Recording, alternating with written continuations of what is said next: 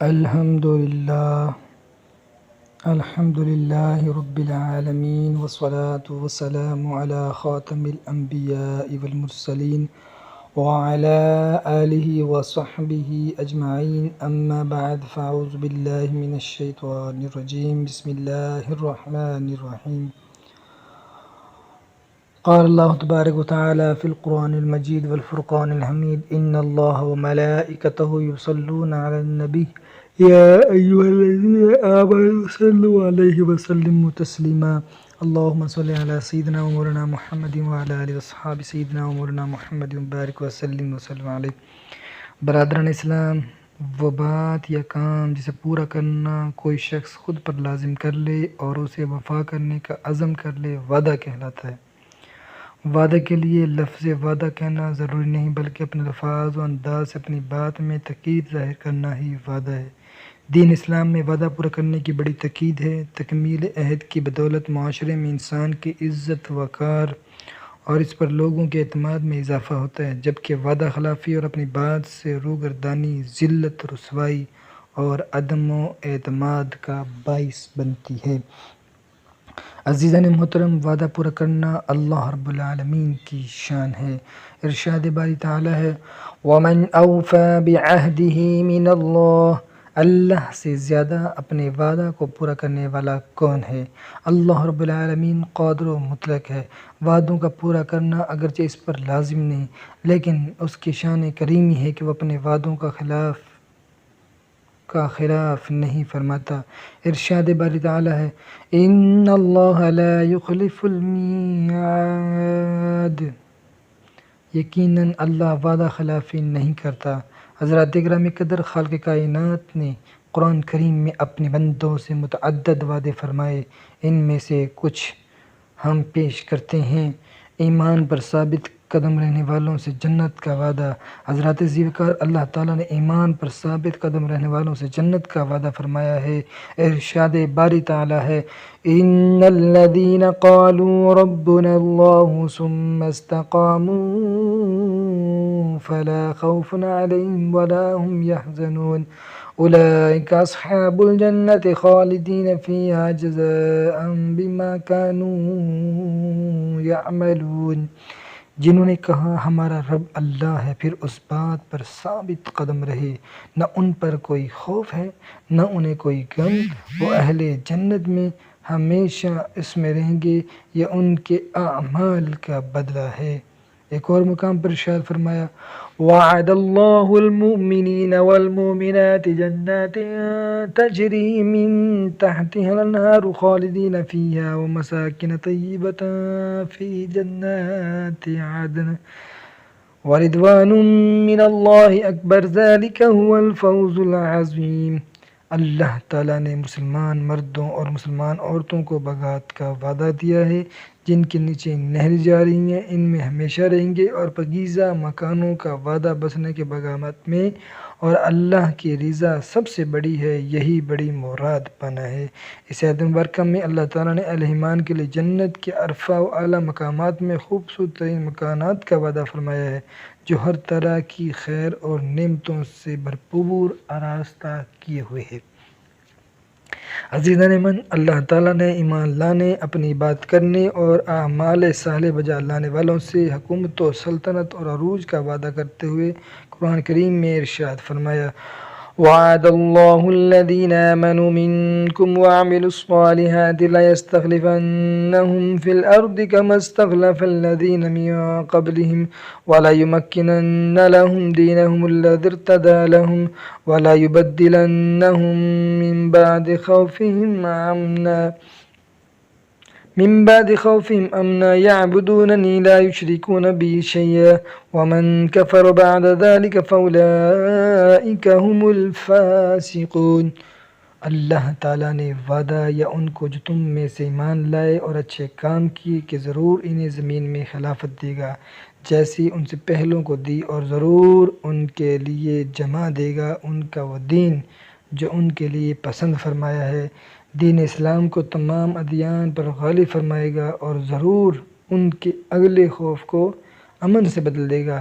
میری عبادت کریں، میرا شریک کسی کو نہ ٹھہرائیں، اور جو اس کے بعد ناشکری کرے تو وہی لوگ نافرمان ہیں۔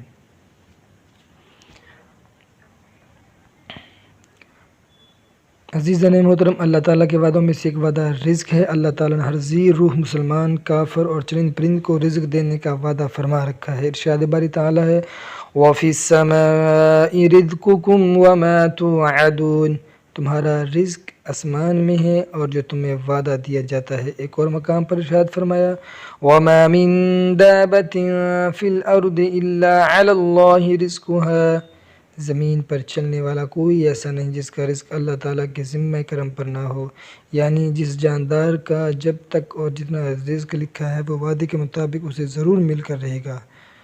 عقل مندی کا تقاضا ہے کہ مال و دولت اور پیسہ کمانے کو مقصد حیات نہ بنایا جائے، بلکہ اس میں میانہ روی اختیار کیا جائے اور اللہ تعالیٰ کی اطاعت، فرما برداری اور اس کے احکام کی پیروی پر توجہ دی جائے۔ مگر صد افسوس کہ آج ہمارے شب و روز سستی، کاہلی، غفلت اور اللہ تعالیٰ اور اس کے پیارے رسول صلی اللہ علیہ وسلم کی نافرمانی میں گزر رہے ہیں۔ خدا را اپنی حالت کو بدلیے، خواہشات نفس کے پیچھے نہ پڑیے، اپنے اندر قناعت کی صفت پیدا کریں اور قرآن و سنت کی تعلیمات و احکام پر عمل پیرا ہو کر اللہ اور رسول کو راضی کریں۔ حضرات ذوالفقار مشرکین کہتے ہیں، کفار و مشرکین کہتے تھے کہ اور اب بھی کہتے ہیں کہ مرنے کے بعد منو مٹی تلے دفن انسان کا بدن گل سڑ کر کیڑوں مکوڑوں کی خوراک بن جاتا ہے، سوائے چند ہڈیوں کی کچھ باقی نہیں رہتا۔ پھر یہ کیسے ممکن ہے کہ اسی انسان کو پہلے کی طرح جسم اور گوشت پوشت دے کر ہو بہو دوبارہ زندہ کر دی جائے؟ خالق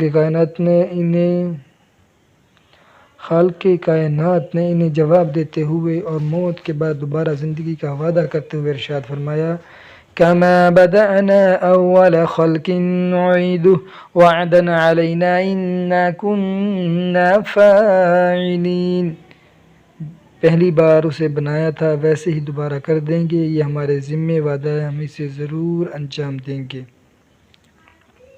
عزیزان محترم، عقیدہ آخرت اور موت کے بعد دوبارہ زندگی کے منکرین کے لیے غور و فکر کا مقام یہ ہے کہ جب انسان کا سرے سے وجود ہی نہیں تھا، اگر خالق کائنات نے اس وقت وجود و حیات دینے پر قادر تھا تو اب دوبارہ زندہ کرنا اور دنیا گوشت کو پوشت اور نیا گوشت پوشت اور وجود ادا کرنا اس ذات باری تعالیٰ کے لیے کیسے مشکل ناممکن ہو سکتا ہے۔ ارشاد باری تعالیٰ أَيَحْسَبُ الْإِنسَانُ أَن لَّن نَّجْمَعَ عِظَامَهُ بَلَىٰ قَادِرِينَ عَلَىٰ أَن نُّسَوِّيَ بَنَانَهُ،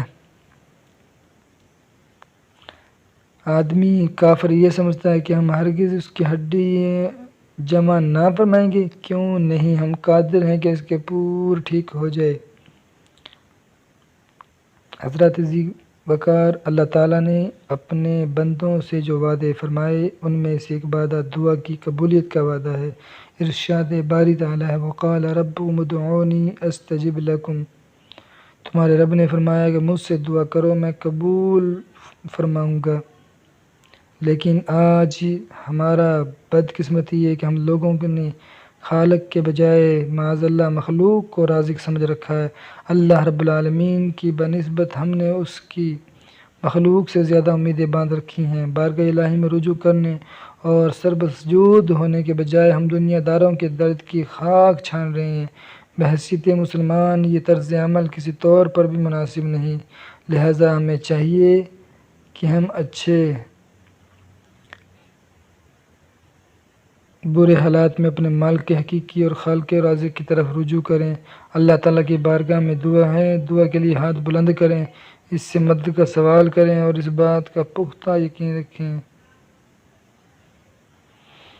وہ حقیقی مددگار ہے اور دعائیں قبول فرمانے والا ہے۔ اللہ رب العالمین نے قرآن کریم میں جو وعدے فرمائے ہیں ان میں سے ایک وعدہ شکر نعمت پر زیادتی نعمت اور ناشکری پر عذاب کا وعدہ فرمایا ہے۔ ارشاد باری تعالیٰ لئن شکرتم لأزیدنکم ولئن کفرتم ان عذابی لشدید، اگر احسان مانو گے یعنی شکر کرو گے تو میں تمہیں مزید دوں گا، اور اگر ناشکری کرو گے تو میرا عذاب سخت تر ہے۔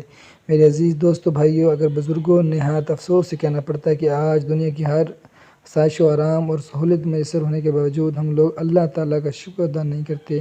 آج ہمیں صحت، تندرستی، اچھا کھانا پینا، لباس، سفری سہولت، پختہ کے مکانات، اے سی، فریج، موبائل فون، مگر اللہ تعالیٰ کی اطاعت فرمانبرداری کی صورت میں ہم ان نعمتوں کا عملی طور پر شکر ادا نہیں کرتے، بلکہ معمولی پریشانیوں اور مصیبتوں پر ناشکری کرتے دکھائی دیتے ہیں۔ بحیثیت مسلمان ہمیں یہ طرز عمل کسی طور پر بھی زیب نہیں دیتا، لہٰذا ہمیں چاہیے کہ اللہ تعالیٰ کی تمام میسر نعمتوں پر اس کا شکر بجا لائیں اور ناشکری سے بچیں، کہ ناشکری مصیبتوں، پریشانیوں اور عذاب الہی کا باعث بنتی ہے۔